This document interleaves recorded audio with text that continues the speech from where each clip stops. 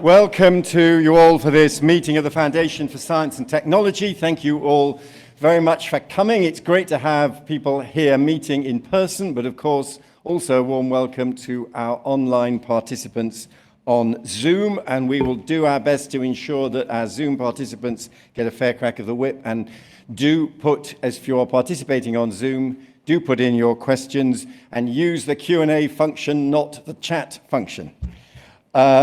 The announcement comes only second to remember to unmute.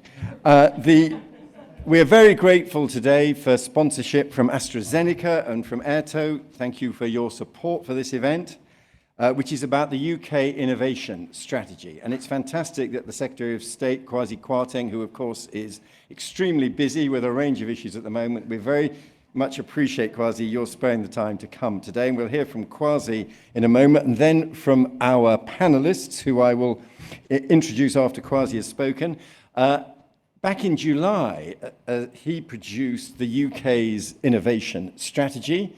And I did observe that I was, in my time, responsible for one or two documents entitled Innovation Strategy. And for me, the frustrating paradox was that although innovation was so exciting, some of the policy documents were really rather boring. Kwasi, I think the July document is an excellent statement of an innovation strategy. I think it's one of the best that we've seen from governments. It has set out the government's vision and making the UK a global hub for innovation. And we are very grateful to the Right Hon. Kwasi Kwarteng MP, Secretary of State, for speaking to us now. Kwasi, over to you.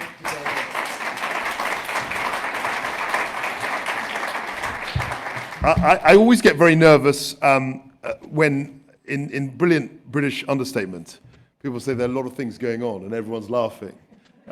Presumably we're all thinking about the same thing, but we're not actually going to mention it. But clearly it's been a very busy couple of weeks in the energy space, which is a big part of my portfolio.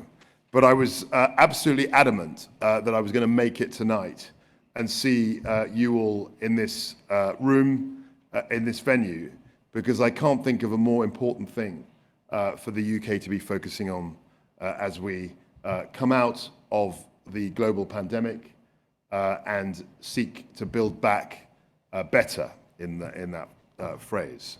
I'm sure that you'll all be excited by the fact that we have a new science minister in the form of George Freeman, Minister Freeman, who is well known to many of you because he was, I believe he was a colleague of yours in government.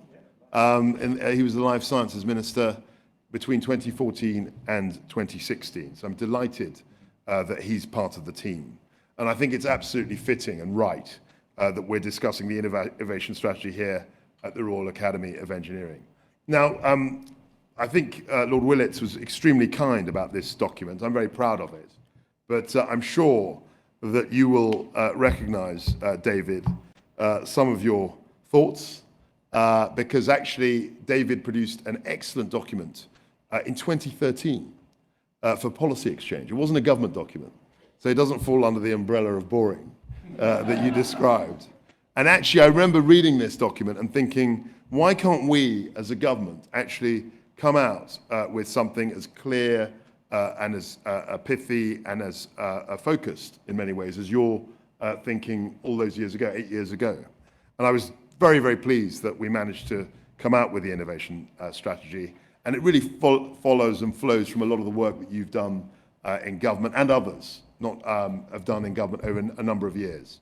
And the purpose of it really was to answer 5 fundamental questions, which I was always thinking about. And I'll give you a bit of context. I was a junior minister in the department for 18 months. And people talked about innovation the whole time, but I never really got my hands around what it is we were trying to do.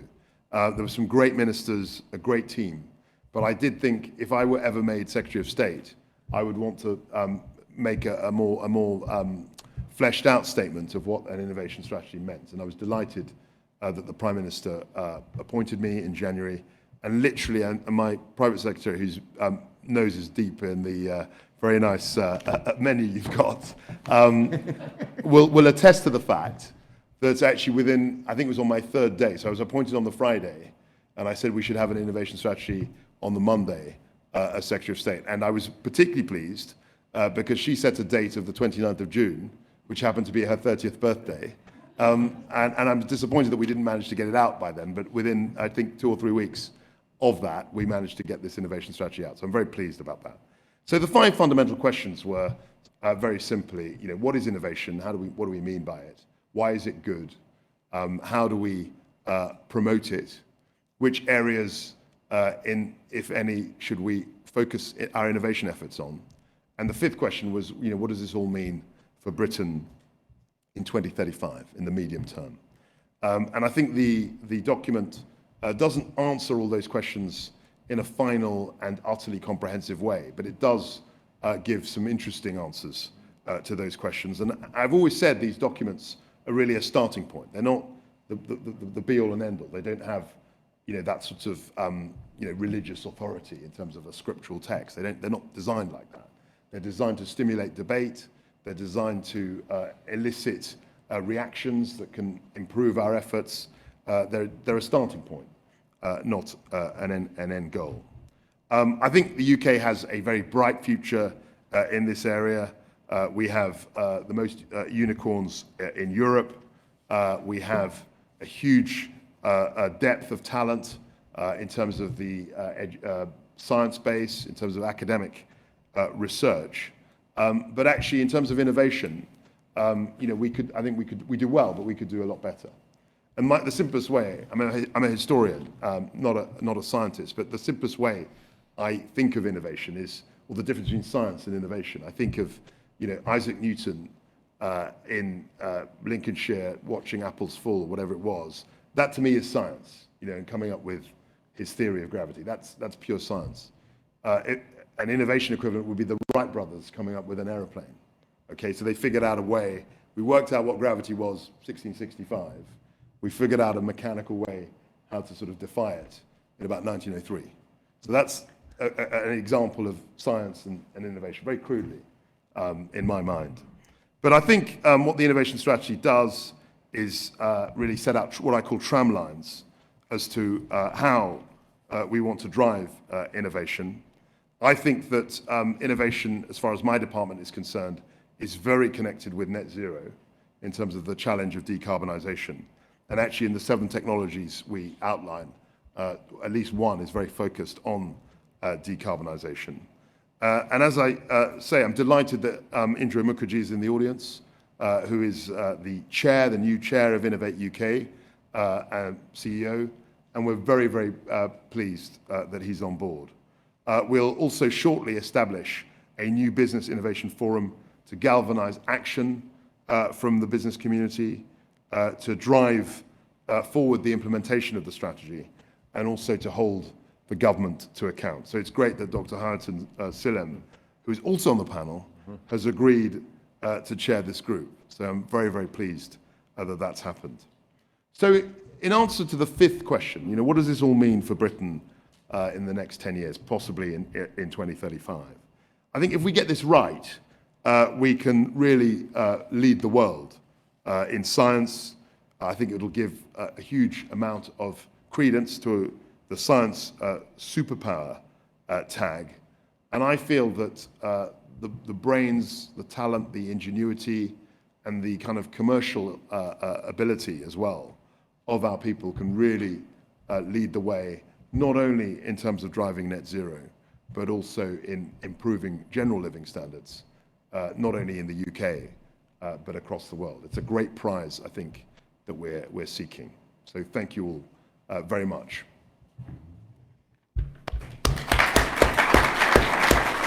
Now, thank you very much for that, Kwasi. Now, Kwasi's kindly agreed, we do understand he is time constrained, not being able to stay for the full session, to take just a few questions now if people want to Sure. identify their name and organisation and put a point to the Secretary of State. Now is your opportunity, because he's not going to be around for Q&A later on.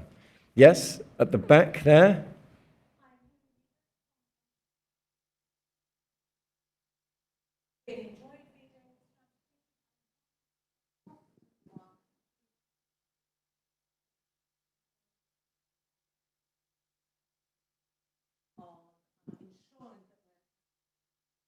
Right.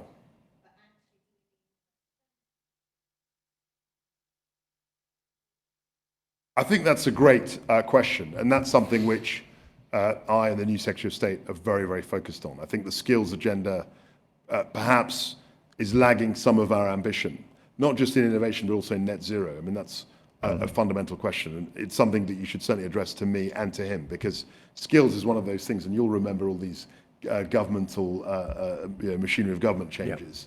It's kind of flitted between BEIS and the Department for Education. And actually what we need to do is, frankly, be a lot more knitted together on it. But you're quite right to identify that as an issue. I'm confident we'll resolve it, but it is definitely an issue. And are you confident some of the net zero targets, I mean, as you know, one of the issues with things like the Green Deal in the past has actually been the skilled people to do things like install heat pumps. Yeah, I mean, I think the problem there was that we were too ambitious. I mean, we had the latest iteration of this was the Green Homes Grant. Yeah. But it lasted 6 months, and we simply hadn't stood up the supply chain and examined it to the point where we could be confident that it would deliver on the program, which was again a very short duration of time. But we don't get perfection in one bound. Yeah. Well, maybe you do. I don't know, but very few people do, and we're really striving to improve that offer. Yeah. Fair. Right. Yes. Over here. Yeah, and there's a microphone that's coming your way as well that'll help our online participants. Yes. Thank you very much for that talk about the innovation strategy. It's Baroness Brown of Cambridge, member of the House of Lords Science and Technology Select Committee. 2 quick questions. Given the importance of net zero, should we be focusing the new ARIA organisation on, initially at least, on the target of net zero? And secondly, given the financial constraints after COVID, will the government be able to deliver the increases in R&D spending that we really do need to be a science superpower? Okay, no, so those are 2 very interesting questions, Julia. I mean, I think that ARIA, I mean, it would be wrong of me to impose a kind of mission, I think, for ARIA. I mean, the whole point about it is that it's got extreme latitude to the director, the CEO, and the project managers in terms of where they direct their attention. I mean, it's ultimately very, very free. But having said that, clearly net zero, they will understand that net zero is a big feature of what we want to do. I think it's called dynamic leadership. So dynamic leadership means you figure out what the leader wants without being told what they want. And the classic and the classic example of this, actually, that was given to me was the very tragic example of Henry II and Thomas Becket. So he didn't say, do him in, but they kind of figured out what the king wanted. That was seriously told me an example of dynamic leadership. Right. But flippancy aside, I think we will give the leader of ARIA lots of leeway. In regard to your second question, I'm not, as many people have realised over the last week, I'm not the Chancellor of the Exchequer. I'm not that person. And he is probably far better placed to answer the question you posed at the end of your remarks. Very good. Yes, down here. Who will rid me of this turbulent net zero is the question. Right. Minister, one of the things, if there's a lot of focus... David Halpern from David Nudge Halpern Unit. from Behavioural Insights team, and because we're hosting some of the same issues around net zeros, which is that it's one thing to produce the innovations, but often the failure actually is the consumption, the adoption of them. Yeah. And there's a long-running argument that actually that's where a lot of them... So is it where the equivalent of the right plane is created, or several of them? Is it who the hell would buy it because it seems like a really bad idea, and so on? Exactly right. And there's something about improving market function at the other end, which we arguably don't do enough on. So people can produce fantastic innovations. Essentially, exactly right. They just don't get picked up in markets. Yeah. So that's a really, really, really good question. So, it's something that we call scale up. But you're quite right. You can divide this journey in 3. You've got the science, you've got the innovation, but then you've got what I would call kind of marketing and sales and distribution, however we describe that. And that is again an area where we haven't been as strong as we could be haven't been as strong as we could have been in the past. I think the innovation strategy does talk about trying to bring innovation to market in that way. But I think it is an area which and I've been thinking about this a lot, where we could improve. And people talk about STEM Well, I'll leave that for now. But it's an ongoing, area of investigation. And following up on that, do you think also there's a role for the public sector? One of the frustrations, and perhaps this is where Innovate UK can help, is that other departments are not early users of innovation, whereas in the US there seem to be stronger incentives to use them through procurement, which you touch on in your strategy. I think procurement is another bit. I mean, that's why we've got Lord Grimstone, who you should all know and meet, really heading this sort of procurement, government procurement, because I think that's a huge way. I mean, clearly, if you look at the American state, United States since World War II, the purchasing power of the US government has had a huge influence in all kinds of innovations, and that's something that we, again, in the UK, could be much better at. Right, one last question, then we'll move on to our... Right, let's take a bunch, and then I see you're generating a lot of interest, Kwasi. I hope this is all right. Let's collect three, and then Kwasi can make his some final observations. Yes, here, and then there, and then at the back. Yeah. Minister Max Liu from the University. Max. Sorry, it's good to see you again. I'm pleased that on CST we met you and we met before COVID. BC, as it were, before right. COVID. So you mentioned about the depth of talent and also the following up the skill question. I think one of the bottlenecks in the innovation, the whole ecosystem, is the barrier between academia, industry, and government. So I would like to hear your perspective. How are you going to break that barrier and make the whole system more permeable so that the talents, the research from discovery to translation is going to be much, much more smoother? I think the key to this, actually, is in what we're trying to do. So we've got a man, very distinguished Nobel Prize winner called Paul Nurse, Professor Sir Paul Nurse, to look at something called the Nurse Review. And I think we need more institutions, or a diversity of institutions. So we're very good at universities, and then we've got businesses, and then we don't really have anything, or traditionally we never really had anything else. But actually, through things like the catapults that you drove, through an institution like the Francis Crick Institute, which attracts capital from the public sector and also the private sector. I mean, I was delighted to go there and see AstraZeneca. They've got an office next to researchers, and there's more permeability. I think that's critically important, and that's one of the things we've got Paul to do. And of course, ARIA is neither a university nor a business, but it will attract a lot of the thinking. So I think we need a diversity of institutions as opposed to just universities. And having done Latin about 1 million years ago, there's a link between diversity and university. Okay, so I mean, you could argue one is the opposite. There's an opposite to the other, but I wouldn't possibly say that. Question here, and then finally at the back. Yep. Thank you, Minister. Jane Gate from Airto. Just a quick question from me. How much does the new strategy send a signal to our international partners about the role that we're intending to play in global collaboration? And I'm thinking particularly about also our role in Europe.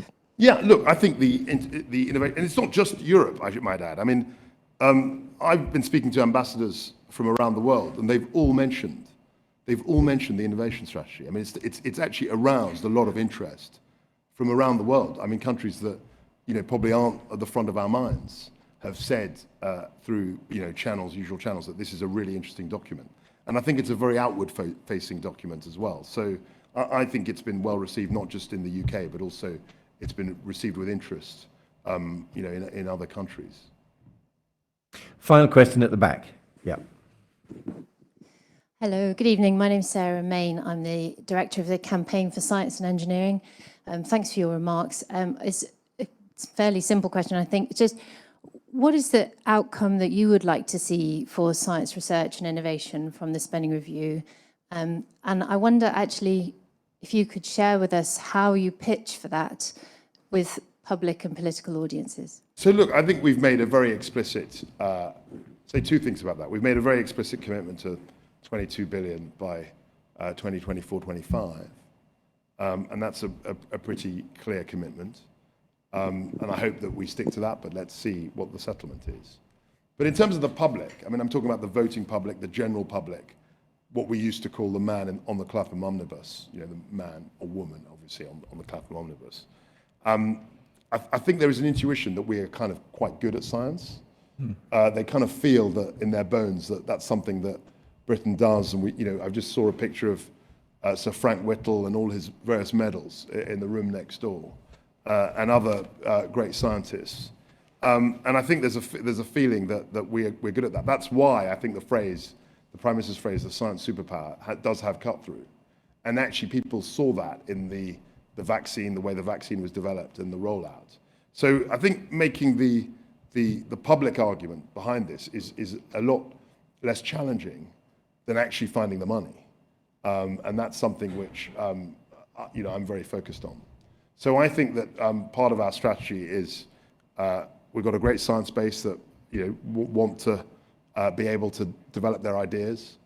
We've also got a general population that has an intuition that Britain or thinks of itself as a dynamic. They might not know the first thing about science, but they think that of their country, that there's a strong scientific tradition, and knitting those two things together. Our job is to try and make sure that we get it properly funded. But it is very challenging in a situation where the government has spent hundreds of billions of pounds and is nervous about the UK's balance sheet, the public finances. Great. Thank you very much indeed, Kwasi. Thanks so much for taking those questions as well. We do appreciate it. Thank you. Can I invite our panelists up now? Let me invite you all up. While they're coming, I should have mentioned earlier on, of course, that we also appreciate the hospitality of the Royal Academy of Engineering. It's great Hayaatun is able to join us on the panel. Our first speaker is Indro Mukerjee. So you might like to go straight to the lectern, Indro. So Indro is the executive chair of Innovate UK, been in post for 6 months or so now, and it's great that you're here as well, Indro. Look forward to your observations. Over to you. Thank you, David. Actually, 5 months and 2 weeks. So good evening, everybody. As the Secretary of State said, we are very much focused on innovation, and so this is a great and timely period for us to be doing so, because we really need it as a country, and we really need it to get through the period that we're in and go into the future. So if we look to a future for prosperity, good health, respect for the planet, and a future of fairness, diversity and equality, innovation plays a very important role in helping to create this future. And that's why I think it's a very good thing that we are focused on this area. The government's innovation strategy was called Leading the Future by Creating It. And I think this is a very proper title for what we do as innovators. This is my first public sector job. I'm a business guy, so I have a huge amount of respect for science, but I have a bigger respect for the people who translate science into things to do with business that gives us our prosperity, gives people jobs, and helps improve our society. And so with Innovate UK, I'm very much focused on helping to support those areas and helping to support innovation with, through, and in British business. We are the UK's innovation agency, and we drive productivity and economic growth by supporting businesses to develop and realise the potential of new ideas, including those from our very substantial scientific research base. We want to work with people, and we use 3 words to illustrate the way we want to work with people, and those words are inspire, involve, and invest. We want to inspire the brightest and the best. We want the best innovators to come through the system and to become successful. We want to involve because it's crucial to harness everything that we can within our very substantial ecosystem in the UK. And so involvement, community, convening is extremely important. And we invest both cash and non-cash resources for impact. And so impact is something that for me is very, very important to do and to study and to understand. And the impact is both to do with our economy and our society. Inside the government's innovation strategy, which the Secretary of State just referred to, there is a section that explains that Innovate UK will come up with a plan for action. I'd like to give you all a very good preview of something that is very soon to be published, our plan for action, and I'd like to give you some snippets from that plan a few weeks or so before it's actually published. And the plan for action that we will show will have a number of we will statements. There are actually 12 we will statements which will show our commitment to UK business and how we will support UK business in terms of its quest to be using better innovation, more innovation, and to have innovation as a stronger driver for our economy and our society. We will work with external partners to do that, and we are already forming groups and alliances with those partners to do that. And we will focus on 5 themes. I'd like to share a few words on those 5 themes that we're going to focus on, and then a couple of words on the 6 foundations that go across those 5 themes. And they are as follows. Our future economy. Innovation is about building the future.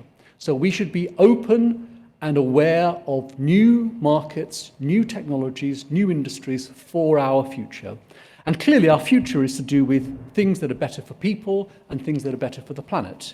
And these are very important factors in terms of how we look to horizon scan and look to future innovation.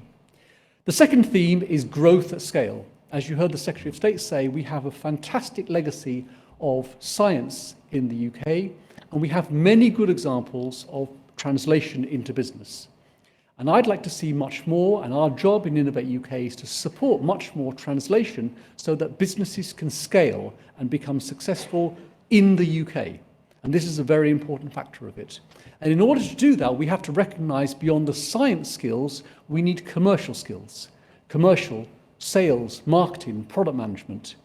These are not afterthoughts, these are often the difference between success and failure. And so that's an important factor for us. The third theme is global opportunities. The world, 99% of the market is outside the UK.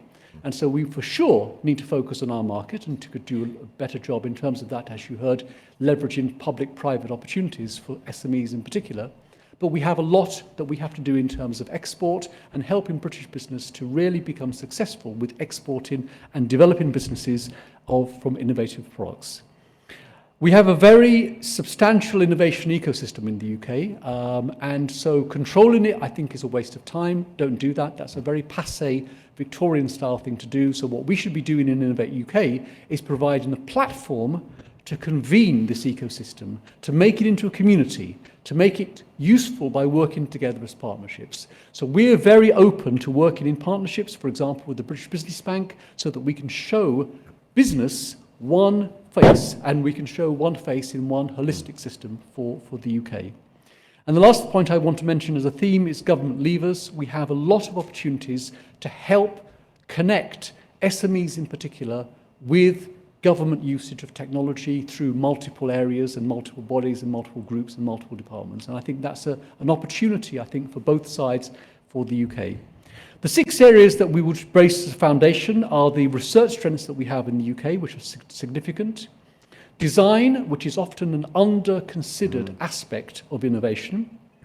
Societal impact and responsible innovation, because in things like AI, in things like life sciences, we want to develop a responsible way of going forward with our innovations. The innovation, talent and skills pipeline, which is one person who asked a question earlier, I think highlighted this is a very significant area where we need to be focused on. Equality, diversity and inclusion, which I think is one of the secret weapons of the UK, if we can use that properly. If we can mine the strata of talent that wasn't otherwise identified to go through as innovators and entrepreneurs, I think we can do much better as a country. And Innovate UK has programs to help in those areas. And last but not least, there is the issue of place and levelling up, which I think is a very important driver. So we are very much mobilised to support the Secretary of State's vision in terms of the innovation strategy. We have our plan for action coming out very shortly, and I'm glad I could give you a preview of that just now. And I think going forward, we are looking forward to utilising a very new breed of innovators. And I think all of us should be role models in terms of stimulating young people to not just want to become Premier League footballers or go on Britain's Got Talent, but to be our future innovators, engineers, entrepreneurs, and successful business people. And so I look forward to that. And the last thing I want to say is that we want to create a very strong shop front for British business so that Innovate UK can be understood as a public service for UK business, through a very clear and very clearly accessible shop front. So you'll see that our team are working on that right now, and you'll see results of that during 2022, and you'll see a very open, clear and accessible Innovate UK. So I look forward to that, and thank you very much for your attention.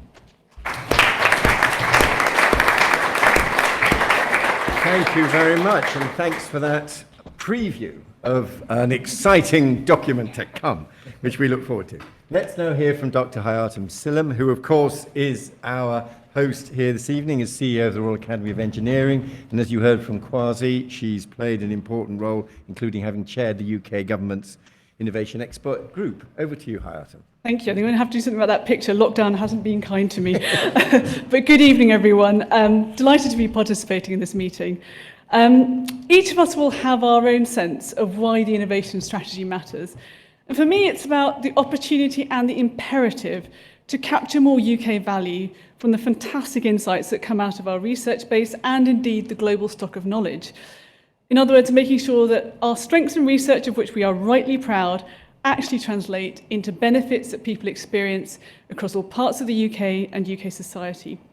I warmly welcome the publication of the innovation strategy and the plan that Indro has just given us an introduction to, because I think together they represent three important developments.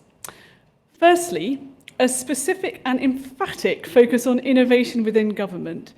I don't think that we'll ever have the most impactful innovation policy if it's effectively seen as an appendage of research policy, which has sometimes been the case in the past, so this is really important. Secondly, it's a whole of government strategy for innovation.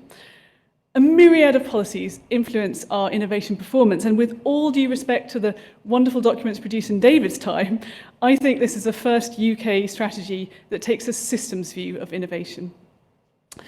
Thirdly, we have a much more empowered Innovate UK, which is absolutely vital for us to punch our weight in innovation. The fourth condition for success that we are, of course, all eagerly awaiting progress on is a spending review settlement that gives us the firepower to enact the vision in the strategy. Without that strong settlement, we risk losing ground at a time when we can ill afford it, a time when we need innovation to be powering and decarbonising our economy. Now, at the core of the innovation strategy is an aspiration to grow the investment in R&D by business. And it's worth just taking a moment to look at where we are now. So, firstly, our business investment in R&D is highly concentrated, both in terms of company and sector. Just 5 enterprise groups, in other words, enterprises, sorry, you're going to get stiff necks. There are only a few slides. Enterprises under same owner account for 17% of this, and pharma, auto, and aero together account for about 40% of business investment in R&D in the UK. So I'd suggest that alongside trying to grow the base of companies that invest in R&D, which is clearly essential, we also need to watch rather carefully what today's big spenders are planning to do, because reaching 2.4% without hanging on to them is going to be rather challenging. Secondly, we have a much higher proportion of business R&D financed by the rest of the world than most of our peers, so nearly double the proportion in France or Germany. And around half of business R&D performed in the UK is by foreign-owned businesses. Now, it's a great thing that we can attract so much inward investment, but it also emphasises a point that businesses make to us at the Academy time and time again. They take decisions about where to invest in R&D on a global basis. And that's true even for UK companies. Just because they're born here, it doesn't mean that they're going to continue to invest in R&D here. The third feature of UK R&D that I'd like to touch on is that we have a much lower proportion of R&D funding going into late-stage development. So in other words, that's the R&D that takes you from prototype to product than our peers in countries like US, Israel, or Japan. That matters because this type of R&D is expensive and it's sticky. So companies often create manufacturing facilities and so forth alongside these types of investment, which means it can also be a key driver of job creation, especially in less well-served regions. So taken together, these observations point to the importance of ensuring that we really understand how the UK offer stacks up against other countries that could be competing to host business R&D investments, especially those in late stage. Well, the Academy has been seeking to answer that very question over the past few years, and this slide summarises what senior R&D budget holders at a wide range of companies have told us about the UK strengths and weaknesses. There are many great things about the UK. We have an amazing quality of R&D talent, even if quantity and diversity, certainly in engineering, are not sufficient. And while there's always scope for improvement, the environment for collaboration with both other businesses and universities is actually pretty good. Examples of where we fare less well are our ability to provide a joined-up offer across government and to leverage public procurement to drive innovation. The innovation strategy that we've been talking about provides a really good jumping-off point for both building out from these strengths and tackling the areas where we're currently less competitive. And I'm especially keen that we see those positive intentions on Whitehall join-up and procurement followed through into improved innovation outcomes for all the reasons that we were discussing earlier. And in implementing the strategy, I would really encourage the government to think of the customer journey faced by business. Don't worry, I don't expect anyone to read the detail of this slide, but it's an example of how the Academy has been combining systems mapping techniques and user journeys to describe how different sorts of companies experience our innovation offer, from IP to infrastructure, from regional support to regulation. And in this case, we've been looking at deep tech scale-ups. The UK is a small country. California is about 1.7 times our size geographically, but we are massively rich in innovation assets, universities, PSREs, corporate R&D centres, science and industrial parks, advanced manufacturing capabilities, the NHS, vibrant communities of startups, living labs. And contrary to popular belief, these innovation assets, and here I am differentiating them from research strengths, are actually quite widely distributed across the UK. We've undoubtedly got work to do in several areas, not least to build the technical workforce that we're going to need to power our innovation economy and to improve equitable access to jobs and opportunities associated with it. But if we get that right, we will have an utterly compelling offer to global talent and investment. The UK as an innovation supercluster, a place where you can access extraordinary talent and a world-class research and innovation base within a safe, responsible, trusted and trustworthy environment and an inclusive community. Thank you very much. Thank you, Hayaatun. Thank you so much for that presentation. I apologise for the sound of my laptop. I must make sure I can see the questions coming in from our online participants. Now we're going to go to Paul Stein next, who is CTO at Rolls-Royce, of course. Before that, Director General of Science and Technology at the MOD, and also recently appointed to the Prime Minister's Council for Science and Technology. Paul, over to you. Thank you very much, David. And I've hastily been trying to rewrite my speech so it isn't just an echo of what Indro and Hayaatun have said, because actually you'll hear a lot of duplication, which isn't surprising because I think we've all arrived at the same place.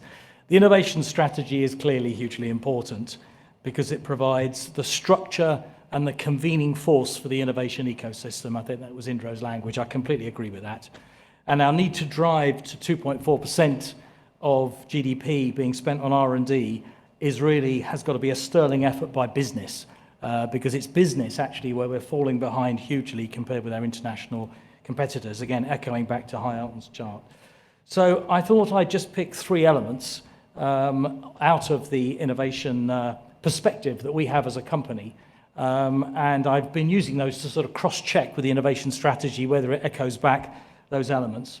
And the first, as a company, is we want to see demand signals.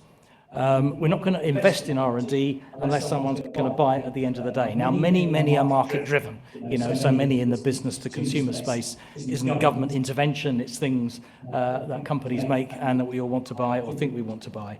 And even in business-to-business, so more efficient aeroplanes are something that is simply market-driven because you'll go out of business if you don't have as an efficient aeroplane as the other guy.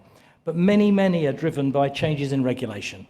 And I think net zero is a golden opportunity to align regulation with innovation. And government procurement.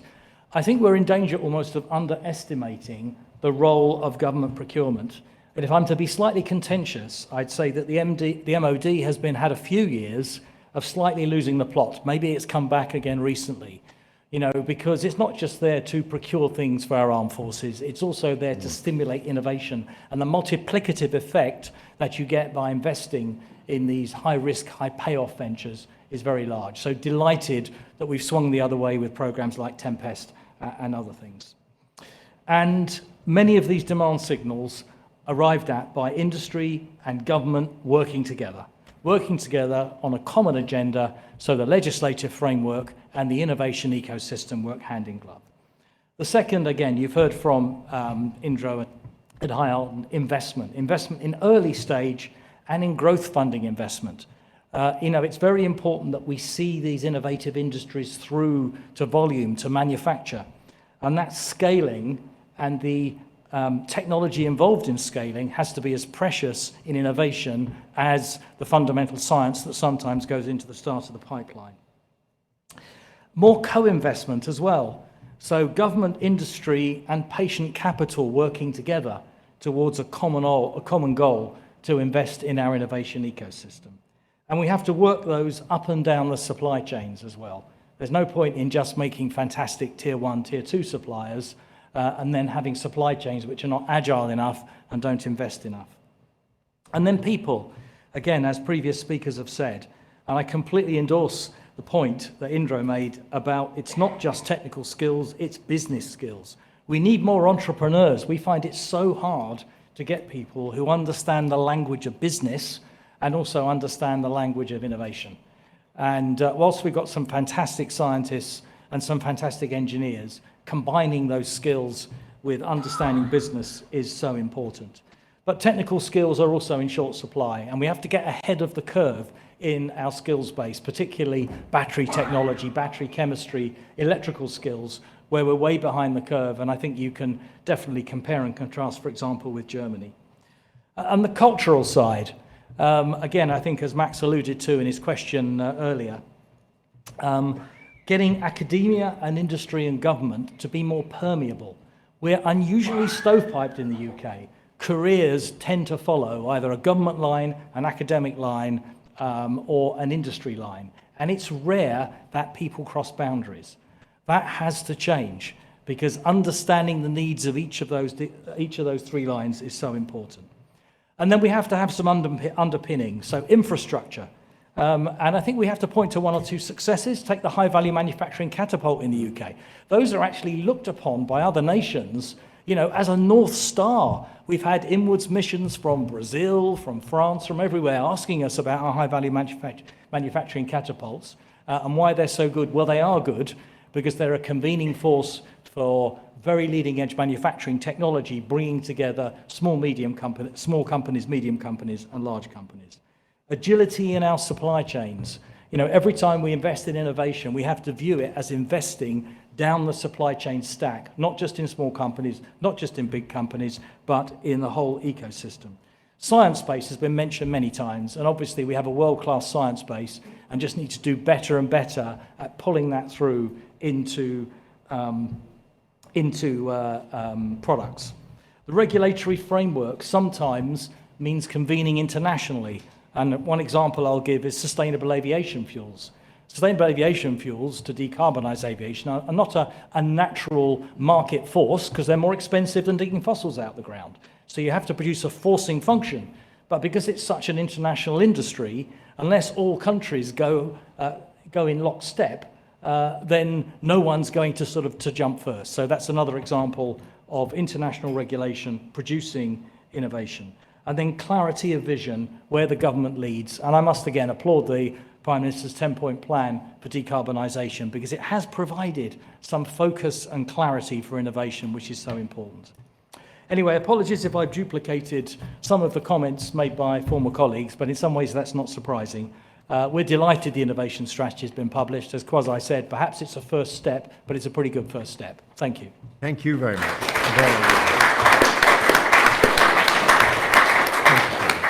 And our final panelist is Priya Guha, and I'm very grateful to her for being with us. She is a venture partner at Merian Ventures, but many of us remember her as before that the British Consul General at San Francisco, where she introduced many members of the coalition government to the achievements of West Coast entrepreneurs. So Priya, over to you. Thank you so much, David. And unlike Hayaatun, I haven't changed much during the picture, but I'm in fact wearing the same top as I was wearing in that picture. So it's nice to have that memory tonight. it would be very easy for me to stand up and just endorse the comments that all of my colleagues on the panel have said, and indeed the Secretary of State as well. And I think I would like you to take it as a given that I agree. But what I wanted to talk about, actually, is the risk. The one risk that I see with the innovation strategy, and that is around the theme of inclusivity. Because I personally believe if we do not get this right, the innovation strategy is pointless. I don't know whether the name Maria Ressa will resonate with any of you, but Maria Ressa is the one woman who won a Nobel Prize this year. That is in a history of 6.2% of Nobel Prizes going to women. I know I'm in a room of many male allies, which is a delight. So I hope you will permit me sharing a story from an event I attended yesterday where a senior technologist in a British business, a large British business, said to a public forum that he felt he wasn't listened to in the room compared to, and I quote, his ethnically impoverished colleagues. And we are also in an age where we have 1% of professors in the research establishment who are black, and just today, in the last few days, we're hearing again from black colleagues in the research and innovation ecosystem that they feel the system is institutionally racist. We have a problem there because that means that we don't have the role models to change the debate, to change the ecosystem. And the ecosystem needs to make that change. Why is that? Well, that's because we need everybody to participate in this innovation journey we're talking about. We are still in an age where even though the numbers are gradually edging along, we have less than 7% of girls who took computer science A-level this year. That's lauded as an improvement, and I'm so happy to celebrate that achievement, but it's not good enough. It's not good enough if we want girls to be at the table for designing the algorithms that will define our future, if we want everybody to be at the table for designing those algorithms. And the reality is education, I think Hilary pointed out earlier, as did you, Max, education is fundamental to innovation. Because the reality is the Institute of the Future brought out this fantastic statistic saying that 85% of the jobs of the future, the jobs that we'll have, our kids will have in 2030, are not yet known. So what do we teach our kids? Well, we have to teach our kids the innovator skills. The innovator skills, if you look at the great book, Innovator's DNA, that's things like associating, questioning, observing, networking, experimenting. Are those the skills that we put in our curriculum today? They're not. So how are we going to create that next generation of talent that brings everyone along that journey of innovation? And that's just the younger people of today, but there's a whole workforce that needs to come along that journey. This is about lifelong skills, lifelong learning, and we're not equipping people to have the skills to take part in this really exciting innovation journey we've talked about.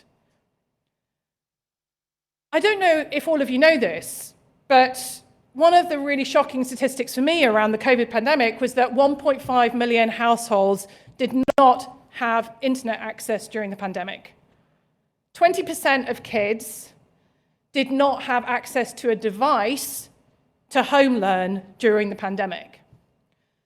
So there is a huge, important piece here about social inclusion, making sure that everybody, irrespective of what background you're from, the experience you've had, the opportunities your family have had before you, are brought along that journey.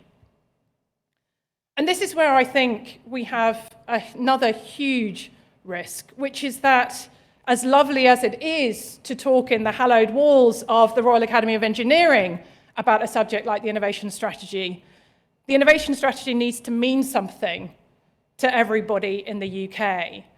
And that's where we need, as people who are passionate about this issue and are passionate about making the UK's future one that is driven by innovation, one where actually everybody in the country understands what that means. And that's why it's great that Innovate UK and other organisations are leading that charge to translate this world that we live and breathe into a world that everyone can participate in.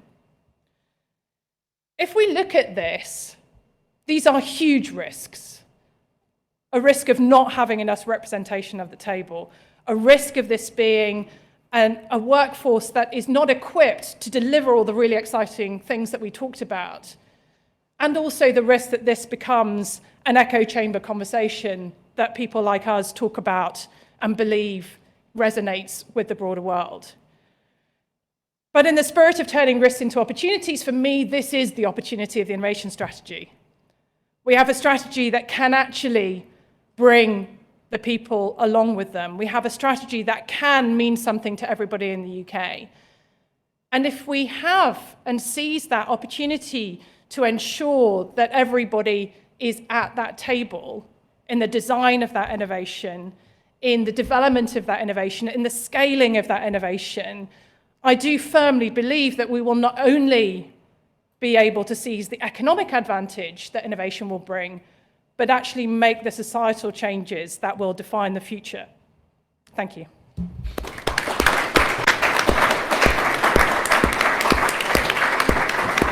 Thank you very much indeed for that important challenge. And thank you to our four panelists for, I thought, four really excellent presentations. I'm going to begin with some questions coming in from our online participants. And there are several, and we have a lot of participants online. I'm going to, and they cover several of the key issues. First, what about the classic problem of the use of public procurement to drive innovation? EU single market rules were an excuse that is now gone. The USA uses it very powerfully, enabling it to corner global markets.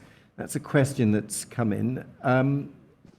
Indra, do you want to comment on that? Is that maybe one of the 12 we wills in your forthcoming document? So the public procurement thing is a huge opportunity.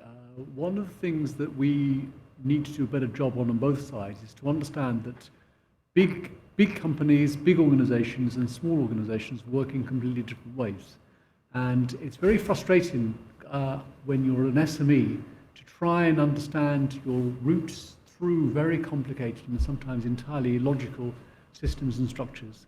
And equally, it can be very easy for a large organization like a government department to dominate and actually to mistreat a small company by being careless.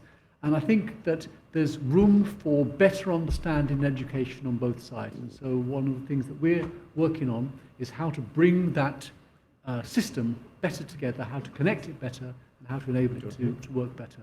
And I think this is the first big step that needs to take place, because it's quite different when you see life from a small company's perspective. I've personally seen life as a leader of large businesses and very, very small businesses, and it's entirely different. And the other thing is to have a platform where there is quick access to understanding the technologies that are available. Sometimes you find decisions that are made, and there are brilliant SMEs and brilliant new technologies in the UK which just weren't known by the people making the decisions. And so I think that's another big opportunity for us. Yeah. Hayaatun? Thank you. Yeah, I'm marginally obsessed with this issue of procurement, because I do think there's a huge opportunity here. And I think there are two quite different aspects to it. One is the procurement of innovative services, whereby government might be a really important first customer, so it's market making. It might be creating something that doesn't currently exist, playing a role in that. But actually also the opportunity for innovation to be an outcome from quite standard procurement. So the best example given to me some years ago was, going back a decade or so, if we had taken a different approach to procuring plastic cups all across the civil service, we might have been able to rapidly accelerate the opportunity for us to create new materials and a market for biodegradable cups, just as an example, where the incremental cost increase would be really quite tiny, but the market created result and the economic return would be really quite high. And I think at the heart of all this is risk and the need to look at incentives that help procuring managers and the people who are in their chain of command, if you like, to not be disincentivized from doing something that seems to increase the risk that they are taking at that moment. And I believe that coming out of the experience of COVID, whereby we had to experiment with different procurement models, and we saw a much more collaborative approach between the public sector and the private sector, between regulators as well, it's a good time to revisit this. I don't think we can crack this all in one go, but at least to find some corners of government where we really do build skills and confidence and sort of effectively prove that this is possible. Yep. Paul? So Hayaatun stolen most of my thunder. I agree with the points that she made. I mean, the use of procurement creates the launch market and helps businesses manage the risk of launching particularly complex things. I'll add one more thing. I still am pleasantly surprised at the high regard in which the UK is held internationally, and how there's a view that if the UK government wants to buy it, it must be pretty good, and that helps stimulate a market. And I found that time and time again. So there's a sort of multiplicative effect in the UK from government procurement, which we shouldn't underestimate.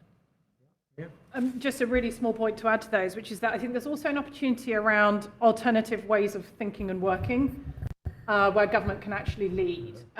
Great examples of this are things that I'm sure you'd be very excited about, David, which is things like alternative voting models. Quadratic voting is something that I'm sure you've been digging into as someone who loves this stuff. But there is a real opportunity for services to be rethought and for governments to actually enable a leapfrogging of technology rather than just purchase what they thought they needed to purchase. Yeah. I think this is really interesting, and certainly that is a strong thing. And Innovate UK really can de-risk procurement across government. And I think that's an area where we realise a lot more can be done. There's a couple of questions online around the theme of place, which I'd like to turn to next. There's one question about how we achieve levelling up. It will require a solid understanding of place-based policy and strong clusters in our regions. How will this be achieved in the plan for action as Innovate UK drive the strategy? And there's another, I want to link it to another question. What do we, particularly about the, oh yes, here we are. Does the government have plans to encourage, incentivise and facilitate collaboration between universities and businesses at a local level, which is identified as an important way of levelling up? So who wants to come? I'm afraid because of the excitement around your new document, Indro, and the fact your refusal to release it today has generated even more excitement, which I'm sure was the plan. All you need to do is put it in a brown envelope, mark it highly secret, and leave it somewhere around here, and you'll get some coverage, which otherwise might not be obtained. Do you want to comment first? I do. And David, I'm sure you know more about brown envelopes than I do.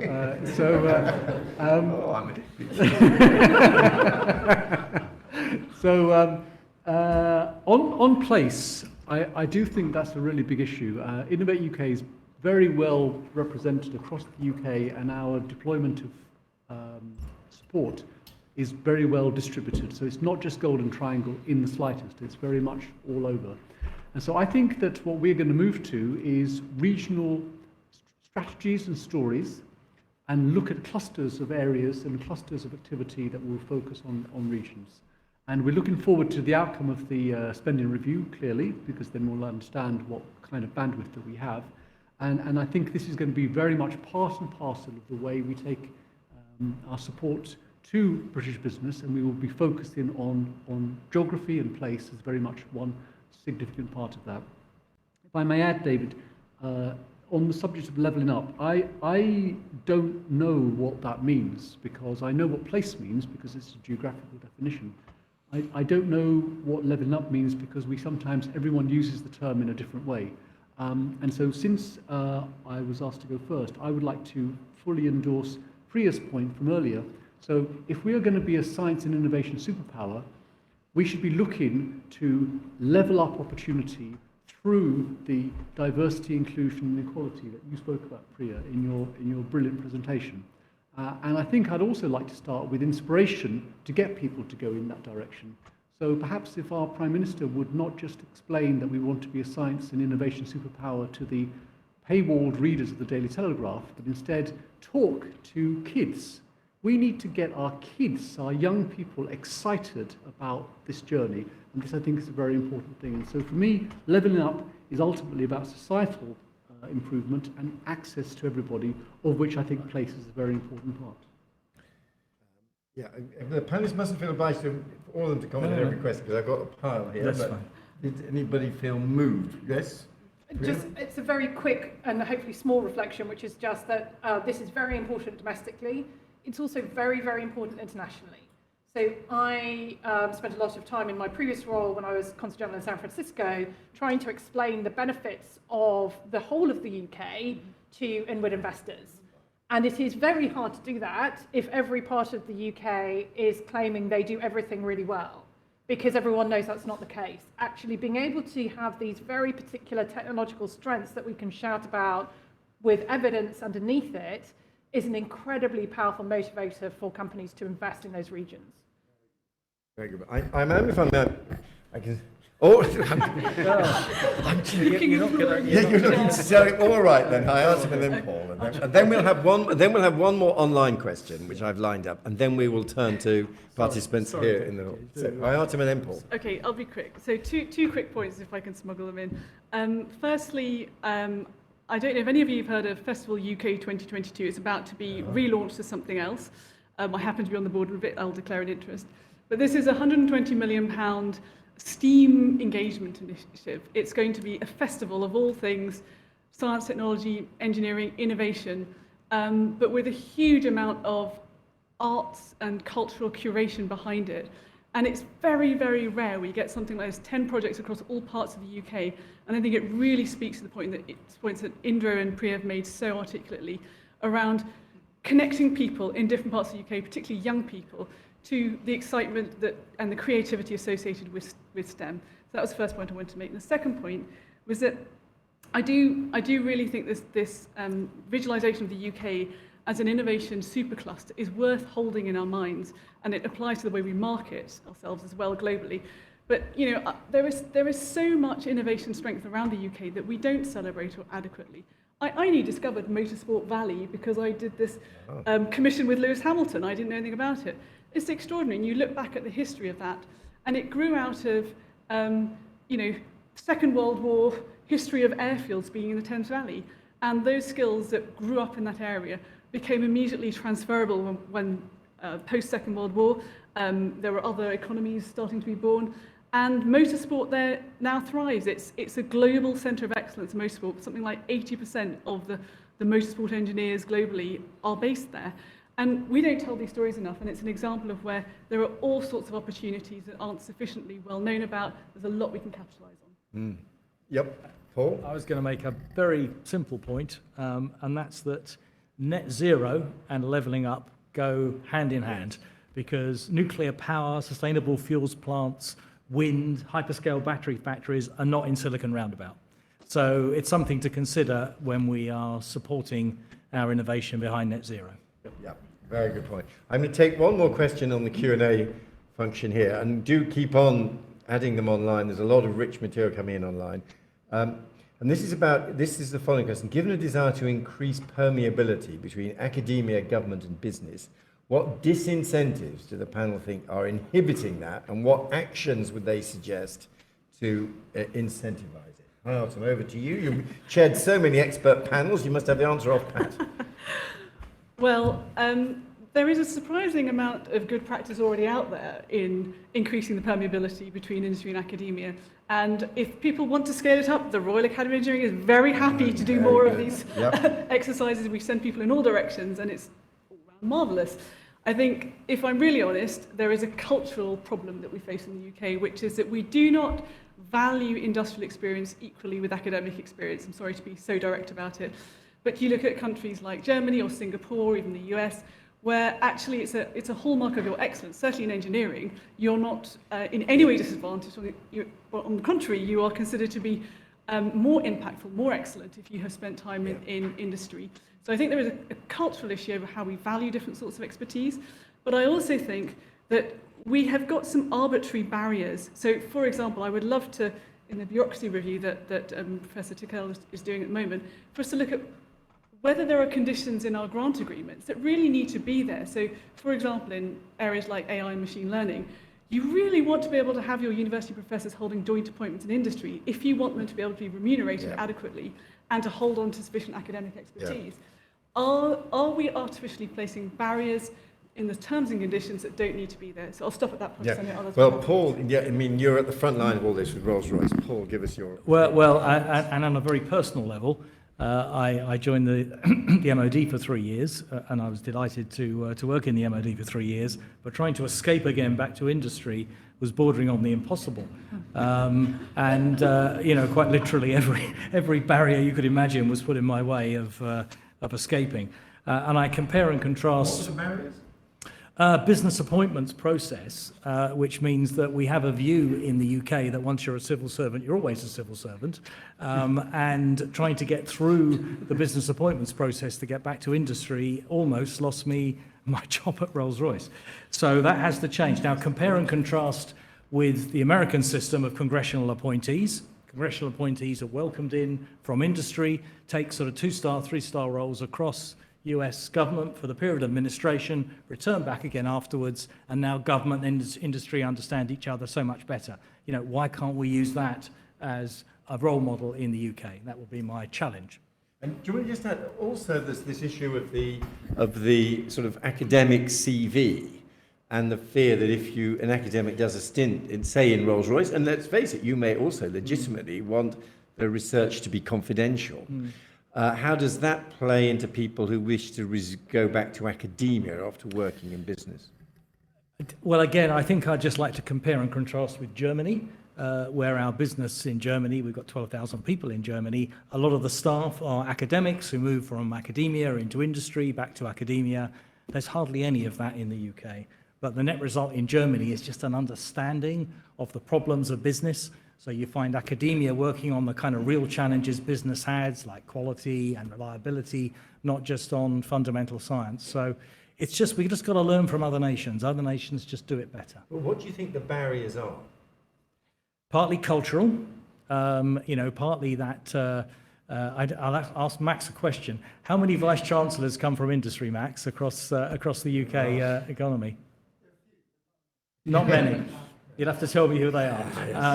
But you can see that without leadership that is shared across government, industry and academia, at the top of academia, there's going to be a culture of propagating academic talent. Nobody's bad. We just have to work together to change the culture. Now, I don't know if you want to comment. Let's move on because we've got limited time, and now it's an opportunity for people here physically to put some questions. Right. So let's start there. Okay. Well, in fact, let's take them in groups because I see a lot. The gentleman there and then the lady behind. Bernie Balkan. I think it was Paul Krugman who said, talking about national competitiveness, that productivity may not be the only thing, but it's usually the main thing. And I wonder, we haven't heard that word at all tonight, but maybe it's implicit in some of the things you said, Indro, but I think there are many exciting, even startups in the UK that are driving productivity. I'm thinking of companies like Qflow that's revolutionizing a lot of building and construction productivity. And I wonder if that is a theme of the innovation strategy and investment for the country. Right, and let's collect another intervention from behind. Yes. Thank you. Great remarks from the panel. So, Julia Sutcliffe, Chief Technologist, Air Sector at BAE Systems. We're at a brilliant moment in time around the sort of green revolution and the confluence with Industry 4.0. I wonder what the panel's thoughts are around any metrics and measurement and timeframes and targets around how we might change our approach to innovation. That was the first element of my question. The second bit was building on things like the This Is Engineering campaign that the Royal Academy has done so brilliantly. What are the plans to use some of the other levers of government to raise the profile of engineering, science and innovation within our society? Right, that's 2 people and 3 questions, which is a good score. And so let's start at the far end of the panel, both about productivity and about metrics and about raising the profile. Priya, why don't you start? Okay, well, I'm going to choose which of those I'm going to answer, so that leaves Paul with the last one. So the one I will answer is really around measurement. Because for me, the measurement piece is both fundamental, and I think one of the biggest things that I have learnt in my life is that if it's not measured, it doesn't get done. So the measurement is fundamental, but there is an element of sort of startup world that I think is really worth bringing into this debate, which is the difference between an OKR and a KPI. And by an OKR, and I'm sorry if I'm sort of talking over lots of people's heads with anachronisms, but if you're looking at an organizational key result, as an OKR is, you're also acknowledging that you won't necessarily get there. And I think that is the difference between setting ourselves a metric that we have to meet, if not we have failed, and setting ourselves a metric which actually is an aspirational metric that if we drive and get to is fantastic, but if you don't get there, no one's going to turn around and go, oh, well, you haven't done your job in delivering the innovation strategy. So I think this is a really important psychological piece around allowing our metrics to create an environment that accepts and encourages risk, which is quite important for innovation to succeed. Yeah, thank you very much. Indro? I think the first point on productivity, I think that's definitely a really important area. So innovation is partly about the stuff that comes from the translation of scientific research, and it's also to do with new ways of doing things, and it's to do with new models and harnessing technology in a different way. And there's a lot of brilliant British examples in that area, just like the one that you gave, but there are also many others as well. And so the way that we can apply new technologies to innovate new methodologies in terms of established industries to disrupt them, make them better, make them more efficient, make them more effective, make the output bigger, I think is a very significant part. I'm a big fan of balanced scorecards, so I don't remember the person who asked the question on that, but there was a holistic, I'm in favour of a holistic approach. So don't just look at a couple of key performance indicators, look at a very much a systemic, holistic approach, which will include, coming back to the thing about skills, what kind of talent and skills pipeline we have, because I think we have to realise that that's going to go down. Raising profile, I definitely think that's right. I mean, that's part of what we've all been touching on. And I think raising profile means we need to find success stories. And ultimately, for me, success will be that young people want to become tomorrow's innovators. This has got to be something to aspire to. And I think having role models, having success stories is a very important part of that. Thank you. Hayaatun? Thank you. So on productivity, one thing we haven't talked much about is the importance of innovation adoption, adopting existing technologies and existing innovations. And so I'm very proud to be involved in Made Smarter, which is the Industry 4.0 initiative that brings together the public and the private sector. And there is some great work that's being done there through the adoption work to help particular small businesses to actually deploy technologies that will help them improve their productivity and ultimately make them more able to invest in innovation in the future and compete. And I also think the other key part of that picture is skills, and I couldn't agree more with the comments from Priya. There is a huge job to be done in upskilling and reskilling and shifting our mindset towards a continuous upgrading of skills throughout our careers. We are a long way off that yet. So yes, I agree with those comments and delighted to say that QFlow is one of the Academy-supported enterprises. And obviously, thank you very much, Julia. I'm not going to attempt to build on the very good answers on metrics, but thank you for the shout-out on this is engineering. Paul? So much has already been said. I was going to give Julia an answer on metrics. I actually think this 2.4% is not a bad metric, actually. You know, you can over intellectualize some of these metrics, but 2.4% of our GDP and R&D is not a bad place to be, and you can correlate those nations that spend quite a lot of money with R&D intensive industries and innovation and exports quite well.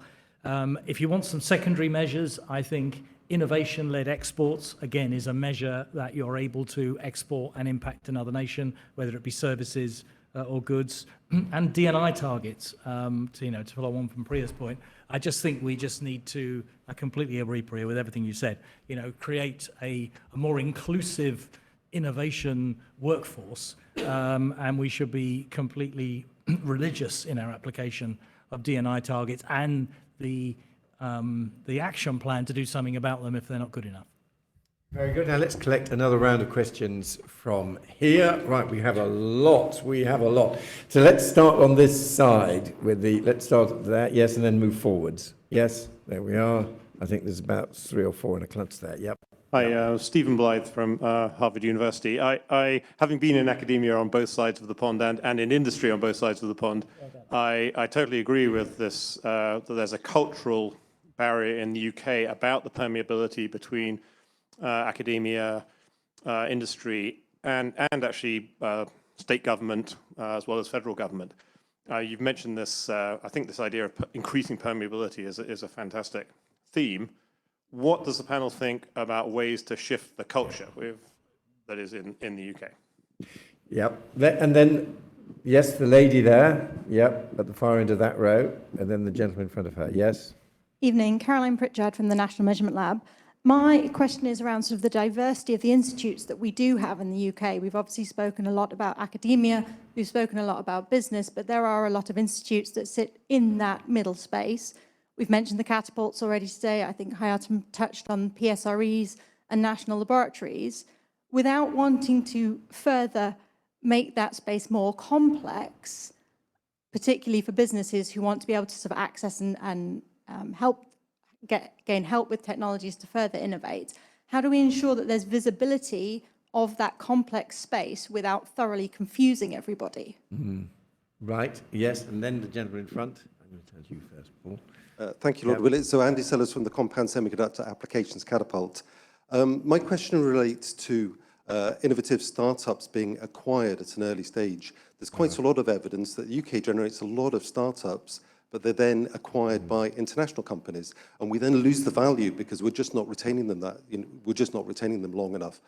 So what are the panel's views, and how does the innovation strategy help to secure them for longer periods so that we actually retain the value in the UK?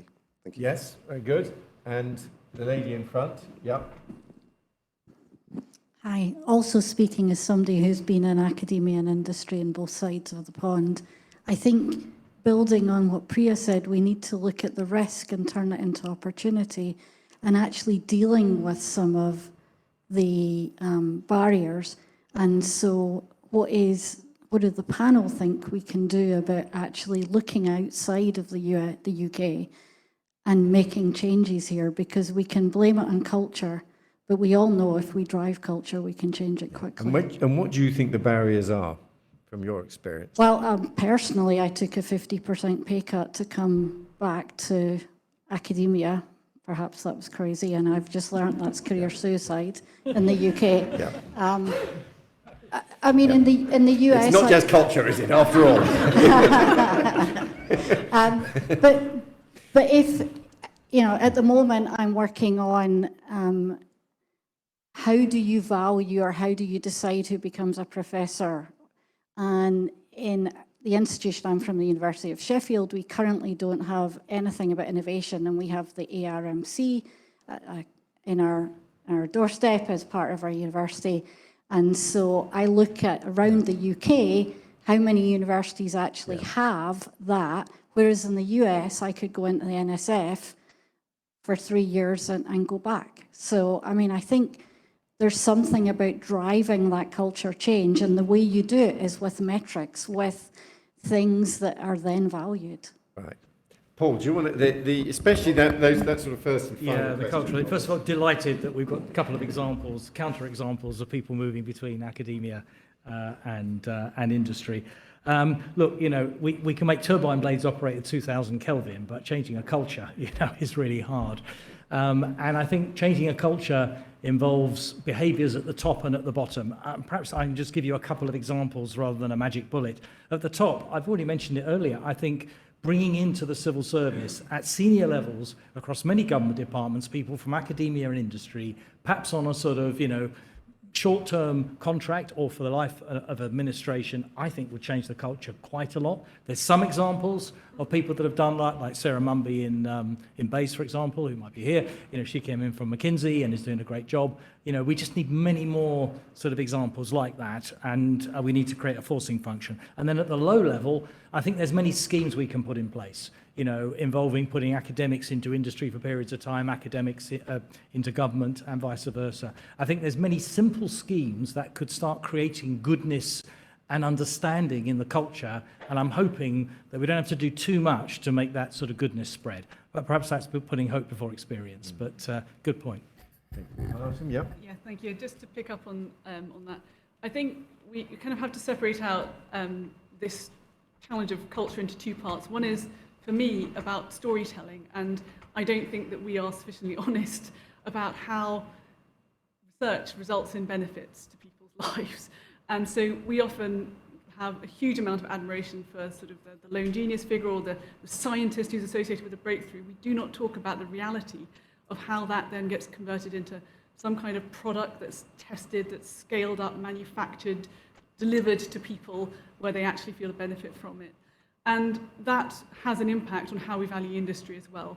And so I think, storytelling is immensely powerful. It's humans respond to it. Telling the story of the technicians who helped make those things happen is very strongly related to the point that Priya and Indro have made as well.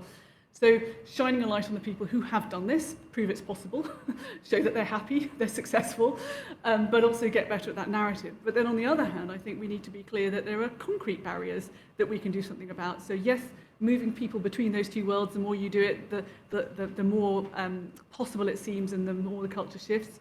But also looking at how promotion criteria, REF, KEF, UKRI, grant funded conditions, how do those things differentially favour or disfavour people who want to have that mobility in their careers?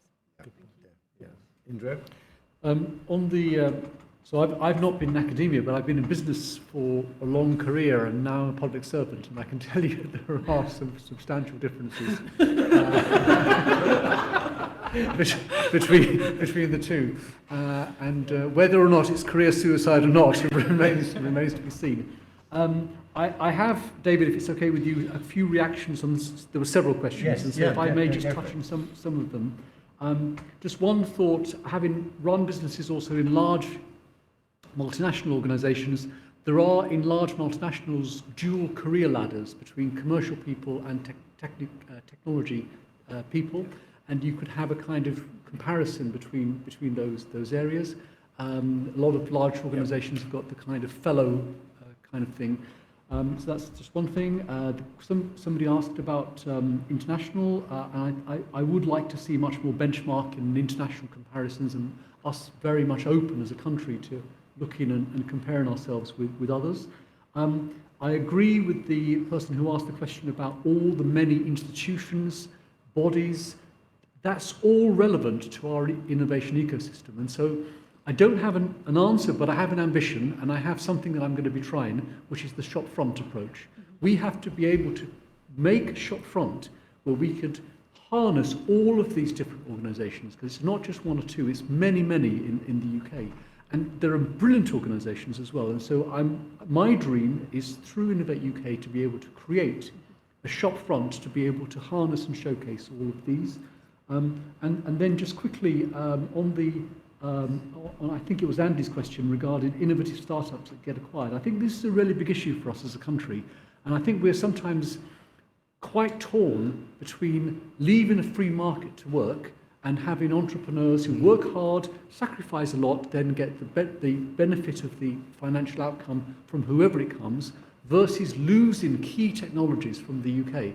And to be honest with you, Andy, I don't have the answer, and I don't know if actually the government yet has the answer, but somehow we need to get it, because there are many technologies that you and I both know, well, I think everyone here knows, that from a sovereignty and from a resilience point of view, we simply are in quite a challenging place, actually more challenging than many people realise, because of exactly what Andy just said. And so I think as a community, we need to come to it, and I think this may be something for this community to perhaps share its brainpower.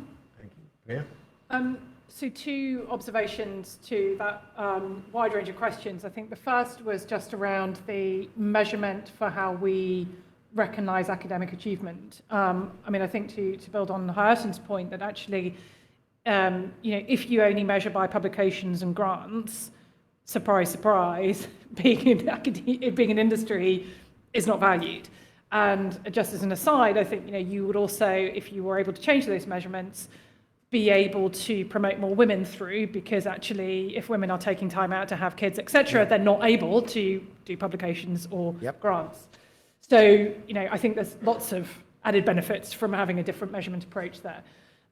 If you turn to this question of acquisitions, I think for me, this is around the maturity of the UK startup ecosystem. So as you know, from coming out to Silicon Valley when I was there, David, you know, there is a self-fulfilling cycle of a certain maturity in the ecosystem that actually allows the startups to scale independently and perhaps at some point in their journey be acquired, but that is a later stage proposition than it sometimes happens in the UK.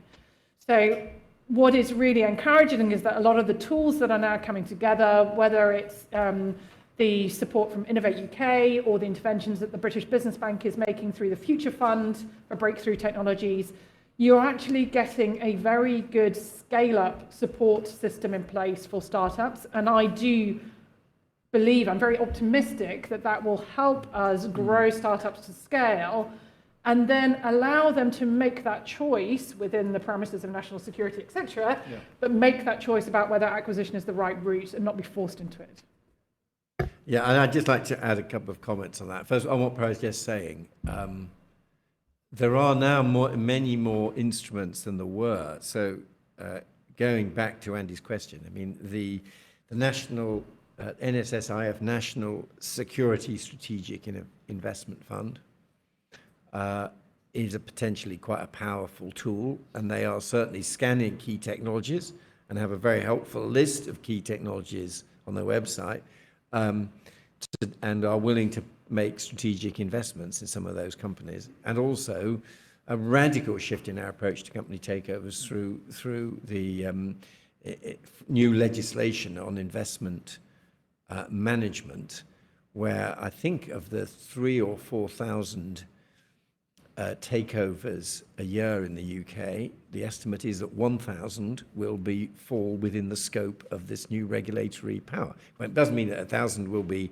stopped or barred, but 1,000 will be scrutinised. This is a massive change in the UK takeover regime. So I think there is a shift in thinking there. And on the earlier questions about permeability and moving between business and academia and government, I always think culture, I always tend to look behind culture to what actually the incentive structure is. And we heard one example with pay, but another incentive structure is simply, if you look at how research funding is allocated to universities and the way the REF works, published articles in prestigious journals at the frontiers of a discipline are how you get a high score in the REF, and a lot of money comes with that.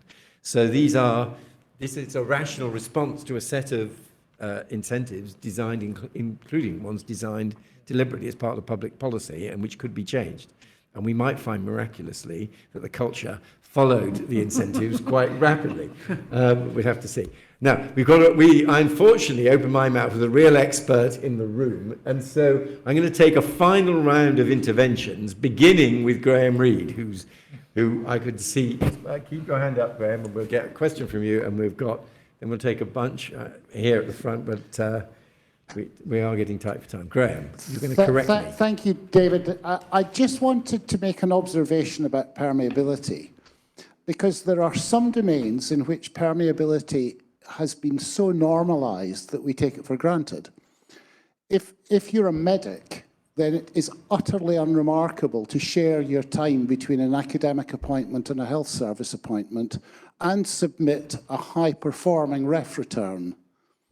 In some areas of law, architecture, and other professions, it's similarly quite unremarkable to combine professional practice with an academic career. So that suggests that we need to be careful to solve the right problem. I think it's questionable whether we can just dismiss this as culture. I think we need to get underneath that work and work out the bits that are troublesome. Yeah, no, that I agree. I very much agree with it. Now we had some interventions down here. Let's collect this group here. Yeah, let's start at the front. All right. Yes. There you are, Alice, over to you. Set the ball rolling. Alicia Greated from KTN. Firstly, thank you so much for such a dynamic discussion. It's been really, really interesting. I just wanted to revisit Priya's talk. So Priya started with a very stark statement. and gave us, well, saying that we would fail on the innovation strategy without taking inclusion seriously. The examples that Priya gave made us all sort of, we all sound very shocked, we all shake our heads, and we all nod, we've got to do something about this. And all of us that are part of that, so women, all the people that deal with the impact of race, well, all the things that you talked about, we've been listening to this for decades, right? And I know we all think it's wrong. We all think it's important. It's always at the end of a strategy. It's every committee I'm on, it's at the end of the papers, D&I, it's so important. What are we, look at this room. We've got all these decision makers, really important people with budgets, power, right, in this room. What are we actually going to change so that it's not going to take another 50 years, which we're actually looking at that, if we look at the 70s, to make a real change? Because we all know it's wrong, we all agree it is. What are we actually going to do? Thank you. Pass it along. Yep. Thank you. And it's just again to build on Priya's comments. It is Black History Month this month, and I'd love to hear, in the spirit of storytelling that Hayaatun said, just you tell the story of your favourite Black innovator, and if you can do it in a TikTok video style, that's even better. Now, actually, TikTok, we really could change FST events if we go for the TikToks. Now, I like that. Right. Good evening. Thanks. Michael Hill-King from Huawei, and I guess at least a semi-permeable person. Reading the UK innovation strategy earlier today, I did a few quick word searches, and I found that the word international is mentioned 83 times, and there's a couple of times in the footnotes, so that's 80. And Priya put up some really good statistics. Hayaatun put up some really good statistics in her slide. Thank you very much for that. About how much we have of FDI and international engagement here in the UK. And Indro talked about his shop front, which we may see at some point in the future. But my question is this: we've been talking about STEM skills, but we haven't been talking much about commercial skills, and we haven't been talking much about international engagement skills, and been able to communicate in an effective way across different cultures into different countries where business is conducted in a different way to what it is here. Only 2 foreign countries have been mentioned tonight. And the US and Germany have both been alluded to or mentioned many times, but between them and us, we're still less than 10% of the world's population. So let's hear something about how we can really engage on the international stage. Right, and then immediately behind you, yes? Yeah. It's Colin Brown, Five Tribes. Building on what came from the front here about engaging society more generally, what are we doing with teachers? What should government be doing with teachers? And what should they be doing particularly with non-STEM teachers as well as STEM teachers, and also further education teachers as well as school teachers? Thank you. And yes, and pass the, yes, let's squeeze in the person next to you. Julia Brown, House of Lords. Nobody's mentioned data, which surprises me a bit. Have we solved the problem of data? It seems to me that government procurement is one thing, but government data is another thing that we need to be more open about.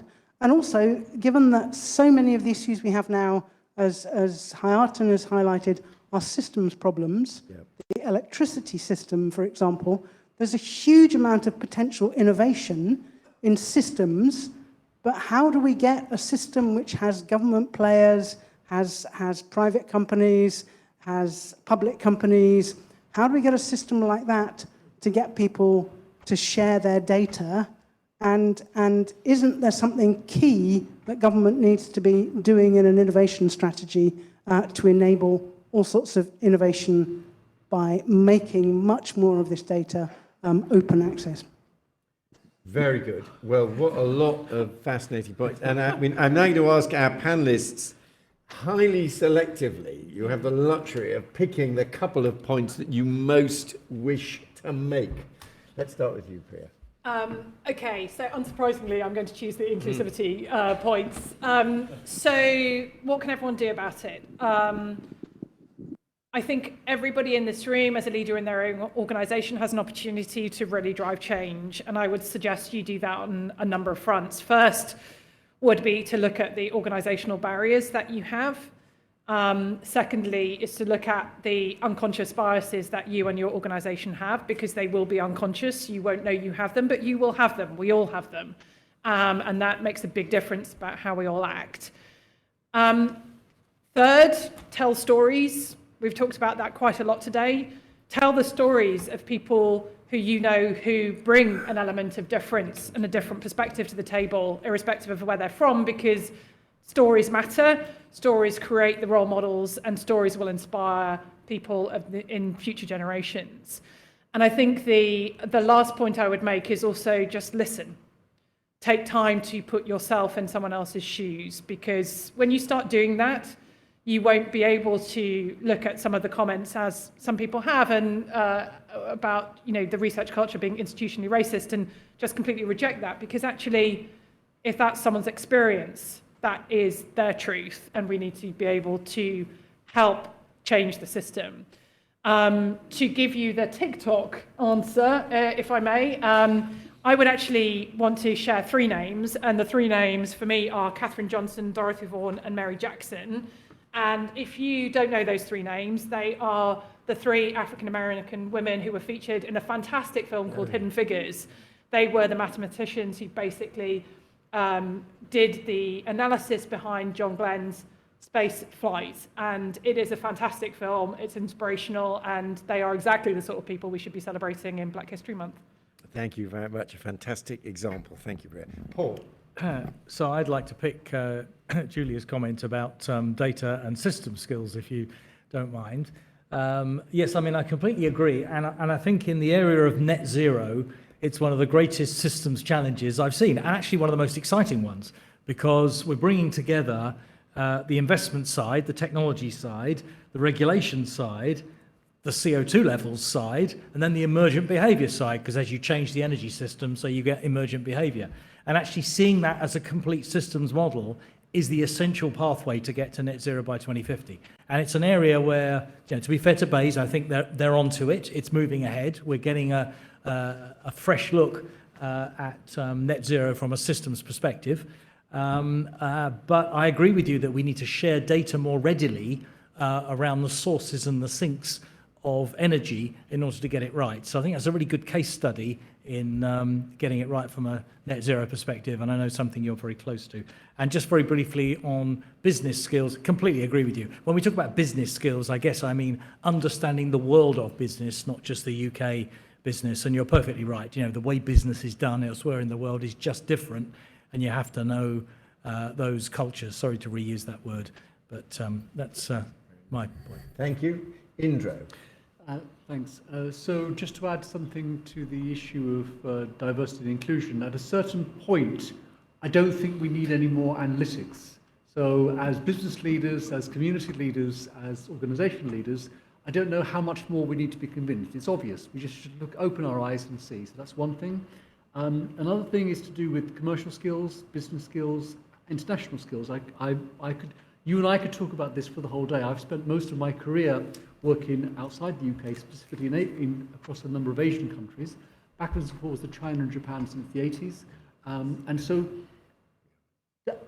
you can have the most successful, brilliant science, brilliant translation, brilliant everything, and lose it because you can't make a customer. And so this is, I couldn't agree with you more, and I think that's a whole subject in itself.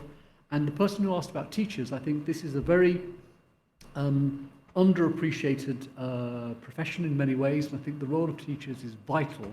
And I was talking earlier about inspiring young people, and I think the role of teachers, be they in STEM or not in STEM, I think to inspire people to want to become innovators, entrepreneurs, engineers, people who build our future innovation, I think is a very important thing. Thank you. And then finally, Hayaatun, thank you for your hospitality this evening and your final observations. Thank you. Well, I'll attempt to knit together some of the themes that we heard and hopefully not tie myself in a big knot in the process. So on diversity and inclusion, there are so many leaders and influencers in this room today and hopefully virtually as well. Please, please, please, can we just embed diversity and inclusion in our organisational definitions of success? And please, can we move away from this false dichotomy between excellence in research and innovation and diversity? It's ridiculous. We can all do better on this. We then need as leaders to hold ourselves accountable, and we need to use data not to convince ourselves that there's a problem or that we need to do something, but to evidence how much progress we're making. We need to collaborate because actually lots of the barriers when it comes to diversity across research and innovation are systemic ones. They're to do with systemic challenges. So we need to be more effective at collaborating and joining forces rather than independently doing these things. And if we take the example of teachers, you know, there is a great opportunity to be more creative about talent circulation, particularly in regional ecosystems. So we at the Academy are looking at what we're calling talent engines to help people who are, for example, experienced engineers being let go from companies or going into retirement to re-enter the entrepreneurial ecosystem, but also to go into teaching roles in schools and FE colleges. Those are the sorts of things that we can do better on if we collaborate. And then finally, I would like to mention an additional hidden figure, Gladys West, who did a lot of the mathematics that underpinned the development of GPS. And I was both, I suppose, sad and delighted that she was the first woman to win the Prince Philip Medal this year. The Academy awards that medal. And just to bring it up to date, I would also mention the fantastic George Imafidon, who is a young engineer who I worked with alongside on the Hamilton Commission. He's now working for Lewis Hamilton's electric racing car team, which is seeking to draw attention to climate change and seeking to re-engineer Formula One cars or motorsport. And he, at the same time as that, has his own social enterprise where he is trying to improve access to careers advice for people who come from underrepresented backgrounds or have fewer opportunities. Absolutely brilliant engineering leader who is inspiring today, and know that name because I'm excited to see what he does in the future. Thank you. Thank you. Look, and thank you to our panelists for some fantastic and powerful interventions. Thanks in his absence, but to the Secretary of State for sparing the time in an incredibly busy week to join us and take questions. Thanks to our audience and participants, both online and also here in the room. And at least for the physical participants here, there's a glass of wine. But our online participants, open a bottle at home as well. Very good. Thank you all very much indeed.